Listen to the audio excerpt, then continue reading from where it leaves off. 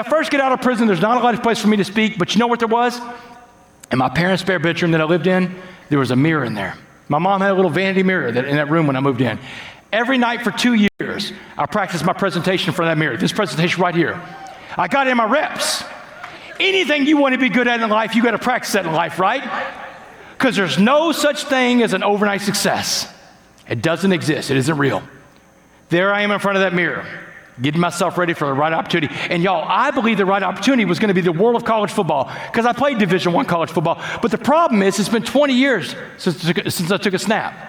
The coaches don't know me. I don't know them. January 11th, 2017.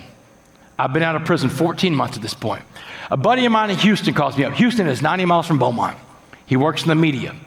Damon, get to Houston right now. It's the Bear Bryant Coach of the Year award. They're going to name the best college football coach in America. He said the 8 best coaches in the country are in this room right now. I've got an extra press pass. I'll sneak you in. I take off. I drive the 90 miles from Beaumont to Houston. He sneaks me in the back door of Toyota Center, hands me a press pass. There I am in this room, y'all. And every coach is there. USC, Wisconsin, Penn State, PJ Fleck.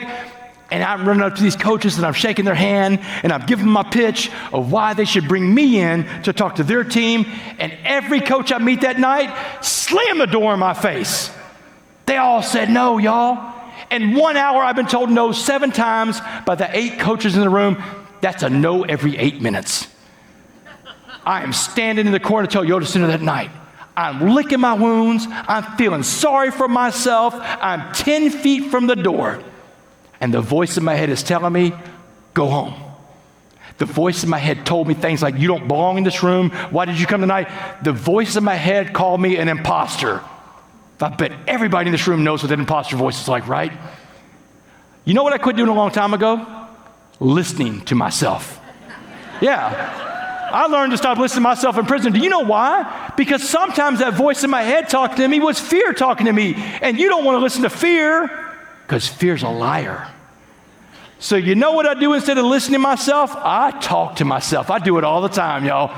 And that night in the corner, I'm picking myself back up. I'm telling myself, Damon, you're not going anywhere. That last coach is going to tell you no to your face. And y'all, the last coach, hardest got to get to the room. His team had just beat Alabama 2 nights before for the national championship.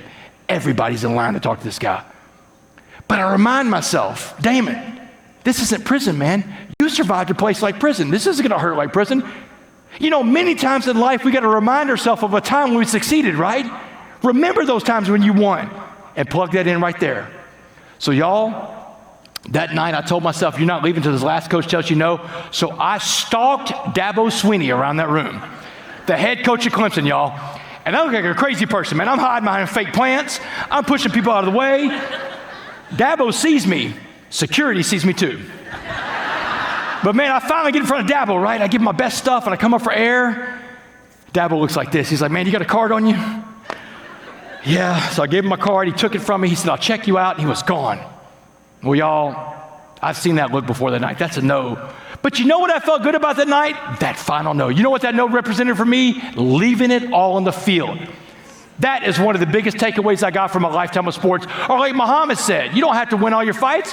You got to fight all those fights. Anybody got a sales job? You knock on every door and make every call. That's when your day is over, right? You don't work by a clock. I went home that night. I slept like a baby. Forgot about that night. 4 months later, I get an email out of the blue. It's the director of football operations at Clemson University, a guy named Mike Dewey. Mike Dewey's email said this: hey, Damon, Coach Swinney met you at an award show in Houston.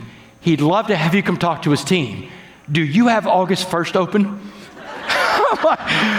Brother, I got every first open, man. I got nothing going on, man. So August 1st, 2017, I go speak to the Clemson Tigers, the defending national champs of college football. And when I get done my presentation tonight, Dabo's in my face. And y'all, Dabo is as advertised. He is high energy. Damon, that's the most amazing story I've ever heard. I've never seen my players respond like that to a speaker. He said, have you been to Alabama to talk to their team?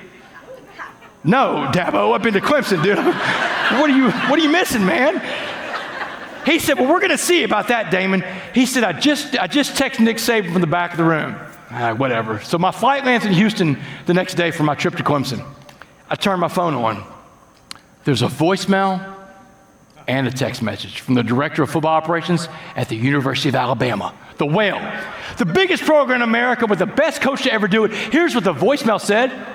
Hey, Damon, Dabo called Coach Saban last night. Coach Saban cannot wait to hear your story. He said, how does August 21st, 7:30 p.m. work for your calendar? Man, I laughed out loud. I didn't even have a calendar at the time. I'm like, great. I'll see you in Tuscaloosa. Just like that, y'all. Dabo Swinney kicked open the biggest door to college football, and Dabo didn't stop there. Kirby Smart, Lincoln Riley, Chip Kelly, Lane Kiffin, Ryan Day, every coach in America's called my phone. Dabo became the client that turned the whole Rolodex over to me. Everything, y'all. Yeah. So the dream is happening, right? It's real. I'm in all these rooms of college football. I'm living it out. But the biggest event hadn't happened yet. I hadn't met that second servant leader I told you about. August of 2018, 1 year after that first presentation at Clemson, I get a phone call that day out of the blue. On the other end of my phone is a guy named John Gordon. John Gordon, the Energy Bus guy, one of the biggest motivational speakers and authors in America. And I'm like, John, I know who you are. How do you know who I am? He said, Dabo Swinney. Yeah. He said, Damon, I just got done speaking to Clemson today. Dabo brought me in the office for 30 minutes to tell me your whole life story. And John said this before the pandemic. John said, Damon, the world needs a coffee bean message, Damon. Let's deliver this message to the world. He said, will you write a book with me? We'll call it The Coffee Bean. In the summer of 2019, y'all, 10 years after I first heard that story from Muhammad in a jail cell in Dallas County Jail, the book, The Coffee Bean, comes out, took the whole world by storm. The world, the planet, y'all. I'm telling you, it started off in America first. 4 to 6 weeks, it's riding high at the top of every bestseller list, gets a global publishing deal attached to it. Y'all, global publishing deals are rare. That's when they reprint your book in every language in the world. It starts popping up in Chinese, Spanish, Arabic, French, Italian, German, Vietnamese, Korean, just in time for the year 2020. Y'all remember the little thing that happened in 2020, right? The little thing, the global pandemic hit, y'all. The entire world became a pot of boiling water. You remember that, right? And the entire world was searching for the right message. And guess where so many people landed? The coffee bean guy. Y'all, my life went from this to this, and it hadn't stopped yet. Since the year 2021, I've been on the road about 20 to 25 days of every month, sharing this story somewhere on the planet. But it all goes back to one night, y'all. Remember January 11th, 2017? That night that I had 7 no's? And I was in the corner, 10 feet from the door. And I almost walked out the door that night because I almost believed the voice of fear and doubt that said I wasn't good enough. And y'all, if I walk out that door that night, we're not having this conversation today. And the world doesn't have the coffee bean message. So what I'm telling you is this: in your life, you don't give up because it gets tough. You don't quit when life gets hard. You don't not ask your questions in life. The only question you know the answer to in life for sure is the one you do not ask. That answer is no every time because you never asked your question. Wayne Gretzky probably said it best. Wayne Gretzky said, you miss 100% of the shots that you do not take. You got to go take your shots in this life, y'all.